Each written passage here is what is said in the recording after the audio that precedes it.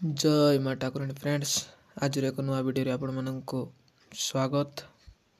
मु आज एक टॉपिक नहीं आसी अच्छी से टॉपिक है रक्त बांती को केमिति भल करा जाई पारिबो ताहा परे मु किछि कहूची।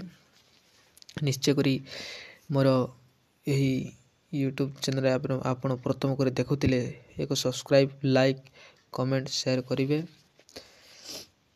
हेले फ्रेंड्स यही रक्त भांति को प्रतिकार निमंते मु कहूची।